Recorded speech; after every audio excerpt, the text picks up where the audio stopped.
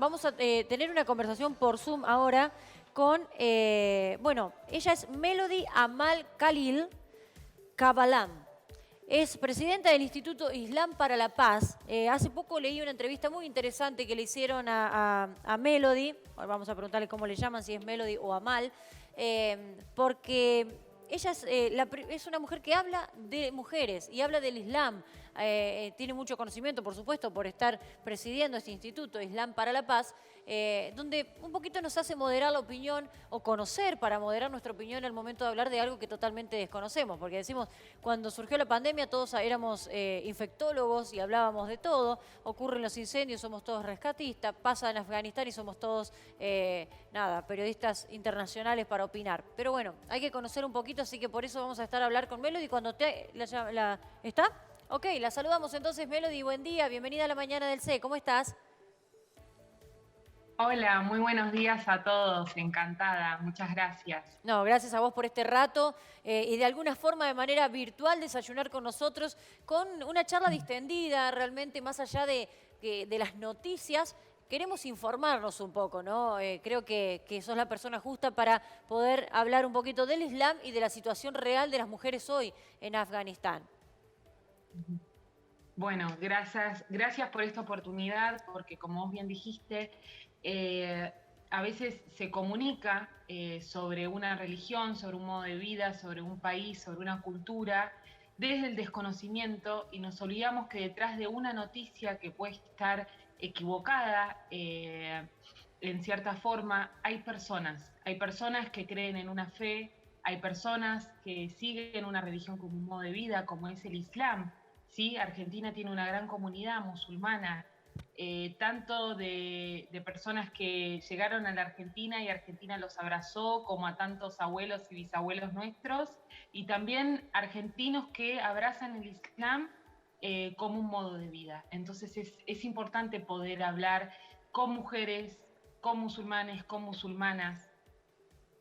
Totalmente, por eso justamente era muy interesante un par de entrevistas que leí que te hicieron y me pareció muy interesante poder hablar con vos de esto. Ahora, ¿cómo es la situación? ¿Qué se sabe de cómo van a tratar, bueno, los talibanes a las mujeres, este acuerdo aparente de que las van a dejar seguir estudiando, seguir trabajando, hasta dónde el Islam les va a exigir el uso de estas túnicas que utilizan? Bueno, ¿qué se sabe? Bueno, con respecto a tu pregunta, primero y principal lo que hay que aclarar es diferenciar el Islam, que es la religión, con lo que puede hacer un grupo que interpreta en nombre de una religión y malinterpreta los derechos y las obligaciones del hombre y de la mujer. Con respecto a qué es lo que va a ser, qué se le va a prohibir o no a las mujeres, eso todavía no se sabe, pero obviamente que las mujeres afganas, que tienen voz, que tienen una historia, que tienen una lucha, ¿sí? Estamos hablando de siglos, desde hace siglos, mujeres afganas están liderando la sociedad. Porque a veces uno cree que como somos Occidente tenemos que ir a llevarles un tipo de feminismo a las mujeres en Afganistán o a decirles qué tienen que hacer y qué no tienen que hacer. Estamos hablando de una cultura, de una historia en donde las mujeres fueron fundadoras de escuelas, de centros de arte, de centros de poesía, de revistas relacionadas a los intereses de la mujer. Lamentablemente, con la llegada del grupo talibán, digamos, anteriormente, cuando fue hace 20 años atrás, las mujeres fueron prohibidas de los derechos más básicos que puede tener una persona en cualquier parte del mundo. ¿Se dijeron que fueron en nombre del Islam? Sí, es cierto. Pero no concuerda con el mensaje de equidad que trajo el Islam, ¿sí? A través de la revelación del Sagrado Corán, que fue una revelación por intermedio del arcángel Gabriel, que coincide con las religiones anteriores al Islam, al profeta Muhammad. El profeta Muhammad es quien recibe el Sagrado Corán, digamos, el mensaje e invita a la gente a la religión. Es importante entender que en el Islam se invita a la gente a la religión, no se la obliga. Como dice el Corán, no hay coacción en cuanto a la religión, no hay obligación en cuanto a la religión. Una persona tiene que estar decidida, lo tiene que sentir, si no, no tiene sentido. Y estamos hablando de un profeta que hace 1400 años atrás decía, sin duda las mujeres son iguales a los hombres. Quien las honre es honorable y quien las desprecie es despreciable. Imagínate qué es lo que interpreta So, este ni la grupo Biblia sobre que la conocemos mujer. nosotros como católicos tiene un versículo tan claro con respecto a la equidad que se espera, ¿no? La Biblia Ujú. católica o que tienen las diferentes religiones en la Argentina no hablan de esta equidad que así tan claro, a eso me refiero. Claro, bueno, no sé exactamente, pero yo hablándote de la experiencia del Sagrado Corán, constantemente habla de los y las, ¿sí? Hay una inclusión y hay un mensaje que fue revelado a la humanidad y fue revelado a las mujeres y a los hombres. Yo comprendo de que cuando uno ve las noticias y dicen las 20 y pico de prohibiciones que tendrán las mujeres, y dice basado en el Sagrado Corán o en la Sharia islámica, pero hay que saber dividir estas cuestiones porque, como dije anteriormente, cuando uno supone que una religión dictamina algo en contra de las mujeres, hay personas detrás de esto. Hay musulmanas argentinas, ¿sí? Y después esto nosotros lo que tenemos que evitar es que se cree cualquier acto de islamofobia. Porque hay mujeres en Argentina, por ejemplo, que usan el velo por propia convicción, ¿sí? Porque ellas sienten que es su identidad, sienten que es un modo de pertenencia con la espiritualidad, como mujeres que no lo usamos. Eh, y con respecto al mensaje del Corán, es muy claro con la equidad entre los hombres y las mujeres y con el accionar hacia la paz. ¿Sí? O sea, O el sea, verdadero creyente te voy escuchando y da la sensación de que, bueno, esto que se le llama prohibiciones, ¿están basadas en el Islam o no? Porque, bueno, más allá de que yo no puedo juzgar o pretender de que las mujeres ni se vistan como yo, ni interpreten la libertad como la interpreto yo, hay condiciones en las que se ve una clara reprimenda, es decir, no pueden hablar, sí o sí tienen que ir con una persona, un hombre, que sea familiar, no pueden mostrar ni los tobillos, cubrir su... A ver, si es por voluntad, sí, pero si es por un mandato claro, que los escriben los hombres, da la sensación que hay un poco de relegamiento, de que la mujer no puede hacer ni siquiera cosas cotidianas. Claro, es que lamentablemente es un grupo misógino, es el patriarcado que interpreta un texto sagrado o porque están en el, digamos, están en el poder y realizan una interpretación generando temor justamente, ¿sí? A las familias, a las mujeres, y ponen leyes que privan a las mujeres de todo tipo de derechos. Melody, Eso es... esto se repite en los países donde hay gobierno de teólogos, ¿no? Porque vemos que en Irán sucede algo parecido, tal vez no tan extremo lo que puedan ser los talibanes, pero Irán cambió mucho desde el cambio de gobierno, desde que los teólogos se hicieron cargo del gobierno allá por la década del 70, ¿no? Ujú. Bueno, estamos hablando de una religión que tiene 1.800 millones de fieles en todas partes del mundo, tanto en países árabes de Medio Oriente como África y en Europa. Sí, vemos la gran cantidad de musulmanes y musulmanas que abrazan el Islam.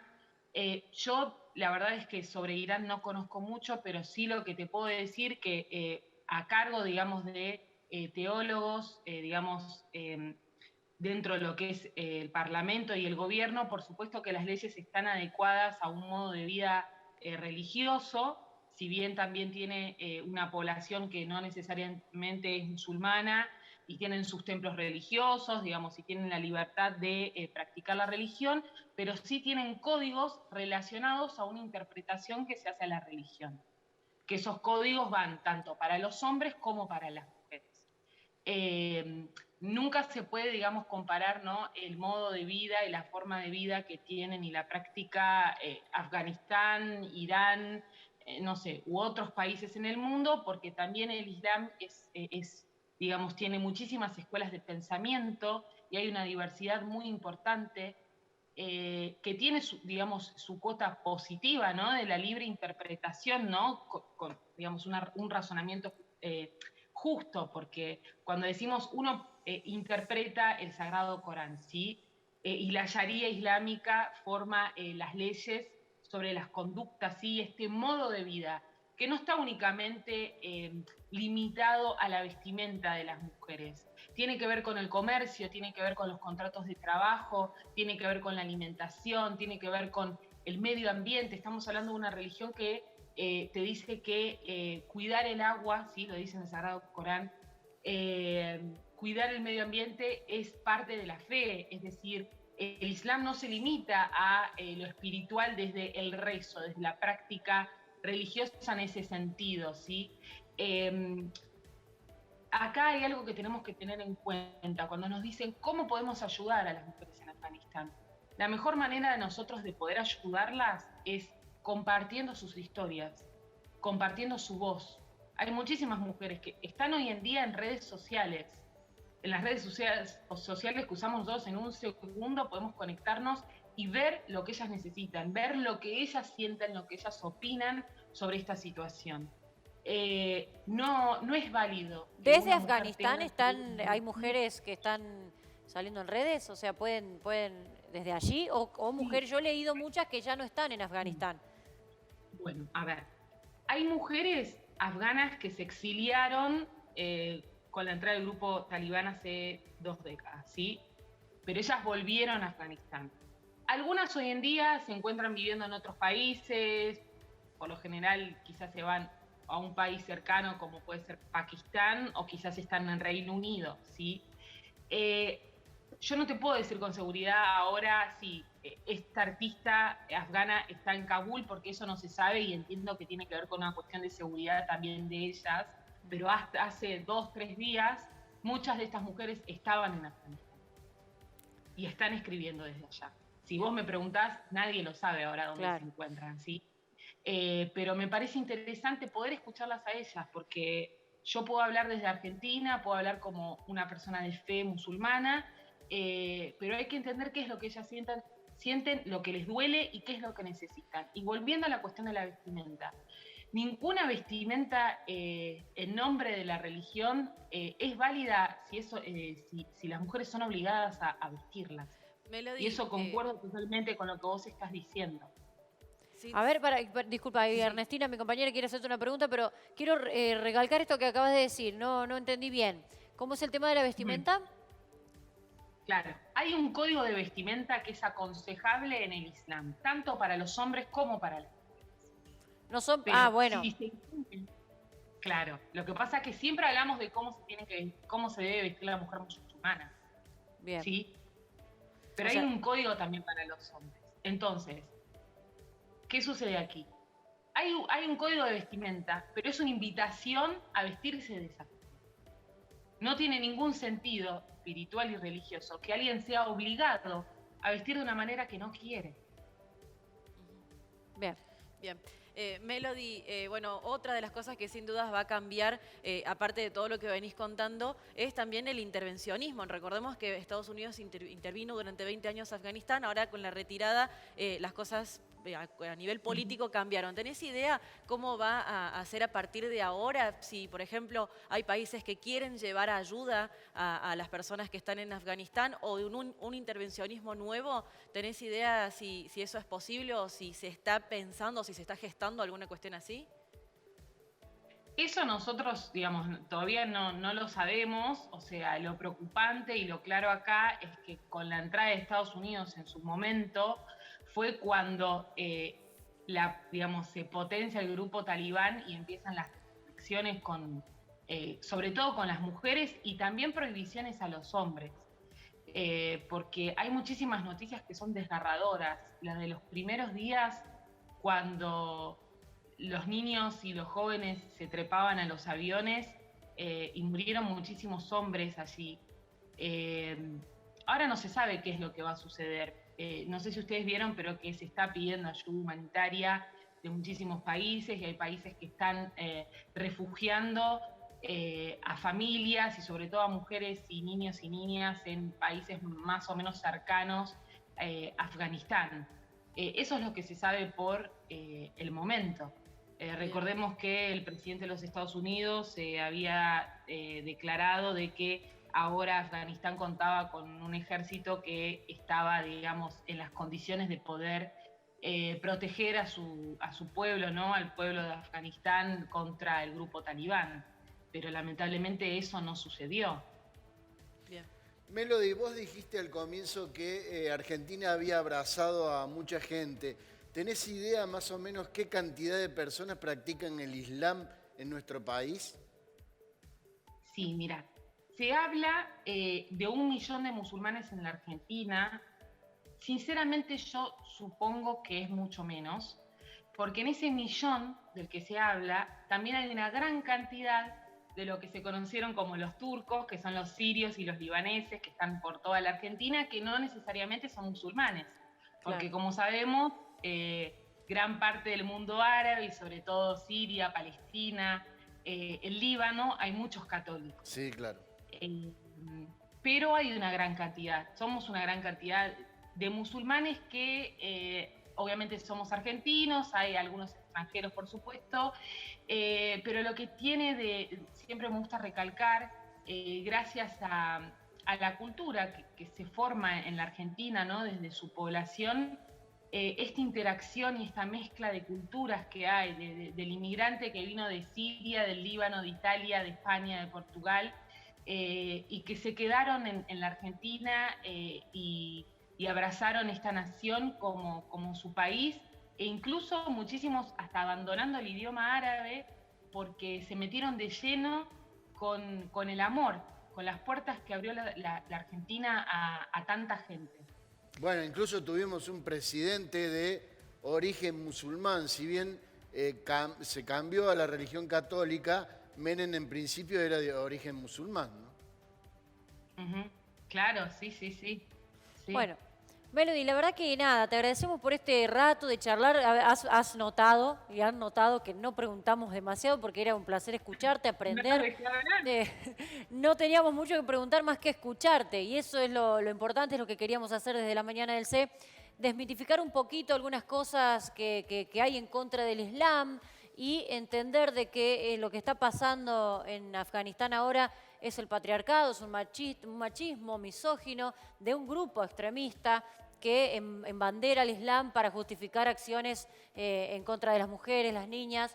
Y bueno, eso es lo que por ahí hay que separar un poquito, ¿no? El respeto a las creencias, a las religiones, a la fe de algunos, a lo que lo otro comprende un delito, ¿no? Y por encima de utilizar el poder, la fuerza, la violencia para subyugar al resto.